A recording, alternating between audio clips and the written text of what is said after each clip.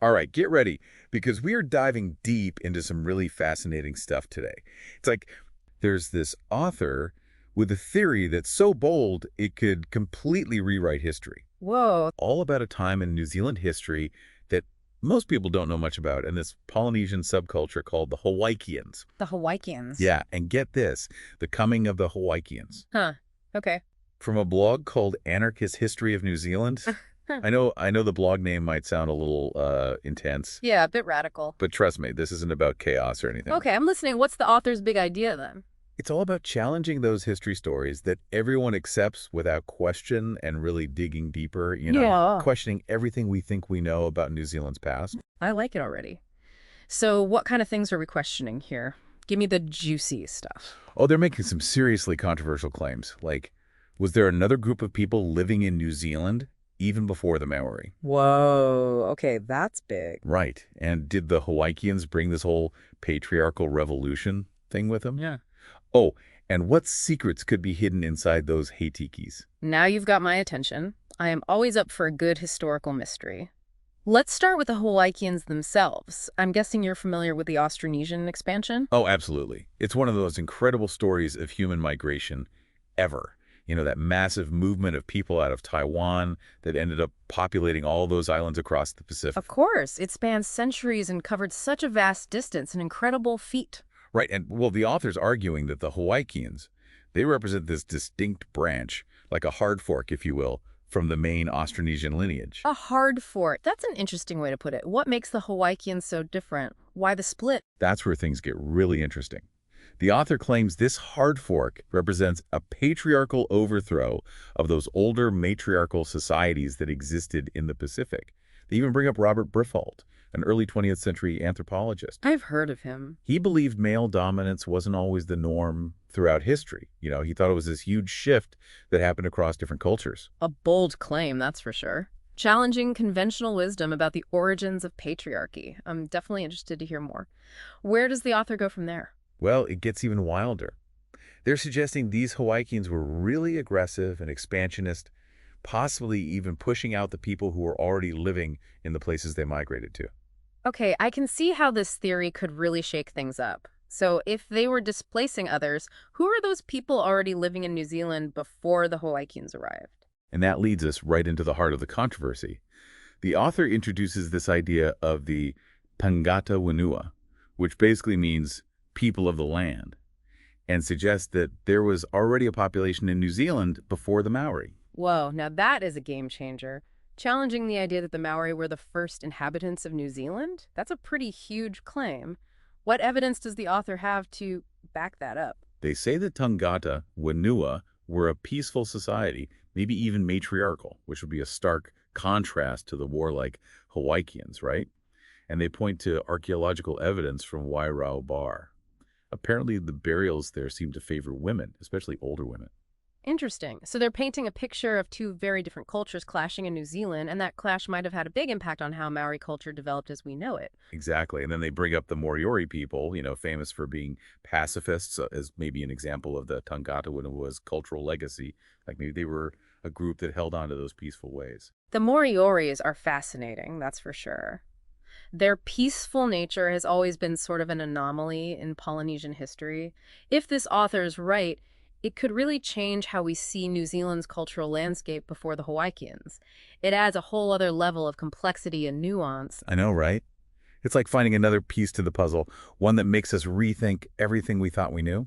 Absolutely. So we have these two distinct cultures, the Tangata Wenua and the Hawaikians, potentially clashing in New Zealand.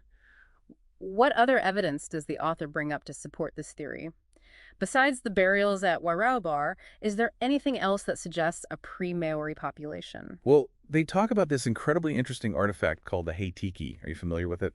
Vaguely. It's that kind of pendant worn by the Maori, right? But I have to admit, I don't really know much about its significance. Yeah, so it's this small carved pendant, often made from greenstone. And the thing is, it's only found in New Zealand, not in any other Polynesian culture. Really? That's interesting. And according to our author, it's way more than just a pretty piece of jewelry. Okay, now you've got me hooked. What's so special about this Heitiki? Well, they make this pretty mind-blowing claim that the Heitiki is like this sophisticated codex holding all this hidden knowledge, especially about childbirth and children's health. Hold on, a codex. Yeah. That suggests a system of writing or symbols. But I thought the Polynesian cultures, including the Hawaikians, didn't have a written language. Right. That's the big question. And to answer it, the author brings in the work of James Fraser, who wrote The Golden Bough.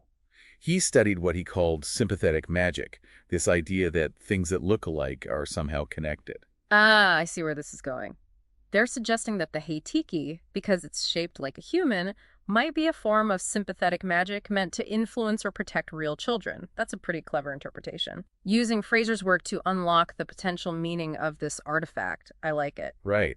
And get this, there was this professor of biomechanics and orthopedic surgery named Charles Bechtold, and he actually studied the Heitiki. Yeah. And he saw what he believed were representations of 9 specific congenital deformities. He had this theory that maybe the Heitiki was like a form of preventative magic, something people wore to protect their unborn children from these conditions. Wow, that's fascinating. A medical professional decoding an ancient artifact. Now, that's what I call thinking outside the box. It definitely adds a whole new dimension to the Heitiki. But if it represents congenital deformities, how does that connect back to the idea of it being a codex? They suggest that the unique designs on the Heitiki, the way it's carved, it might not just be random aesthetic choices, Yeah, I see. but rather deliberate representations of these conditions. Yeah. And like a visual language passed down through generations that codified all this medical knowledge. It's a bold theory, but it's so intriguing. Okay, I have to admit, this author is building a pretty compelling case. But I'm still curious about how the Heitiki ties into these two cultures, the Tangata Wenua and the Hawaikians. Who created it? And what does it tell us about how they interacted? That's the million-dollar question, isn't it? Was it the Tangata Wanua who made it? With their potential emphasis on peace and women's roles? Or was it the Hawaikians who adopted it and gave it a new meaning, weaving it into their own belief system? Right. The author doesn't give a definitive answer, but they offer some interesting possibilities. All right, you've got me on the edge of my seat. What are those possibilities? How does the author connect this mysterious artifact to the clash of cultures they're describing? So remember how I mentioned the Heitiki can be interpreted in different ways? Sometimes it's seen as representing Maui, the trickster god, and other times it's connected to a powerful female deity linked to childbirth. Yes, that duality was really interesting. Well, the author suggests this might actually reflect the Hawaikians taking an older symbol, maybe one that was important to Tangata, a symbol of feminine power or knowledge about motherhood, and making it part of their own belief system that focused on Maui, this very masculine figure. That's a really thought-provoking idea. If the Heitiki did originate with the Tangata Wanua, it adds a whole other layer to this cultural exchange. It suggests the Hawaiians didn't just wipe out the existing culture, they adapted and reinterpreted it. Yeah, like finding little traces of an older civilization hidden beneath a newer one. Clues that hint at a whole other way of life. It really makes you wonder how much of the Tangata Wanua culture was absorbed and transformed by the Hawaiians and how much was lost completely. Right. And to really understand how the Hawaikians might fit into all of this, we need to talk about their main belief system, the cult of Maui. Okay, I'm all ears. Tell me about this Maui, this trickster god who seems to be at the heart of this whole alternative history. What's his story and how does he connect to the Hawaikians and their influence on New Zealand? Imagine a Polynesian superhero, but with a mischievous side. That's Maui. He's named for these incredible feats, like slowing down the sun, fishing up land, creating the first dog, and even lifting the sky. But he's also a trickster, always bending the rules and challenging the status quo. And according to the author, the Hawaikians brought this whole cult of Maui with them to New Zealand, and it totally changed the cultural landscape. It sounds like the arrival of the cult of Maui was a huge turning point. I'm curious how the author links this to the shift from a matriarchal society to a patriarchal one. It seems like a big jump to tie a mythical figure to such a massive social change. I know, right? But here's their thinking. They say that Maui's myths, while entertaining, actually reflect a deeper struggle for power between men and women. Take the story of Maui slowing down the sun, for example. What if that wasn't just a cool story, but a symbolic act of men taking control of time and resources? I see what you mean. That's a very different way of looking at these myths. It definitely adds a whole new layer of meaning. Exactly. And then there's the myth of Maui fishing up land. The author sees that as a metaphor for men claiming ownership of the physical world itself. Those are some pretty bold interpretations. It's like the author is reading between the lines of these ancient stories, looking for hints about the social and political dynamics of the time. It really challenges how we usually think about myths. And remember how the author argued that the Hawaikians were all about disrupting the existing order. They see Maui's trickster nature as a representation of that disruption, of men challenging the established power structures, which in this case might have been matriarchal. Okay, this is getting really interesting. So to connect this back to the bigger picture, the author is suggesting that the Hawaiian migration wasn't just a movement of people. It was this wave of cultural and religious change, a shift in power dynamics that reshaped the societies they encountered. Exactly. And that brings us back to the Heitiki. Remember how the author suggested it might have been woven into this patriarchal revolution? Yes, you mentioned that earlier. I'm really interested to hear how they connect those dots. Well, think about it. The Heitiki can represent both a powerful female deity associated with childbirth and the trickster god, Maui. It's this fascinating blend of the old and the new. Right. So they're suggesting that this might reflect the Hawaiians taking a symbol that was important to the Tangata Wenua, maybe a symbol of female power or maternal knowledge, and incorporating it into their own masculine-centered belief system. It's like a cultural palimpsest. Have you ever seen those? Those old manuscripts where you can see traces of the original text underneath the new writing. Exactly. The author is saying something similar happened in New Zealand history. You have elements of the Tangata Wenua culture surviving but being transformed by the arrival of the Hawaikians. That's such a great analogy, and it makes perfect sense given this theory. So if the Hawaiians were so influential, if they brought about these huge cultural changes, what ultimately happened to them? What's their legacy in New Zealand today? The author argues that they were eventually absorbed into Maori culture, their beliefs and practices blending with those of the Tangata Wenua. But they also make this intriguing suggestion that the Hawaiian influence is still felt today. That's fascinating. How so? In what ways do they think the Hawaiians left their mark? They believe it's there in the stories we tell, the artifacts we value, and even the way we understand our own history. They're saying that we're on the verge of a new beginning for New Zealand history, one that acknowledges the complexities and nuances of the past, a history that goes beyond the traditional narratives and embraces a more inclusive understanding of our origins. It's like we've been looking at a painting our whole lives, and suddenly someone shines a light on it, revealing hidden details and layers we never knew existed. Exactly. It's about recognizing that history isn't just a single straight line. It's a tapestry woven from many different threads. So they're arguing that the Hawaiian migration, with all its complexities and contradictions, is a vital part of that tapestry. They're challenging us to rethink the traditional narrative of New Zealand history, to see it through a new lens, and to acknowledge the many layers of influence that shape the culture we have today. Yeah, and the amazing thing is, the author doesn't present this as the definitive answer.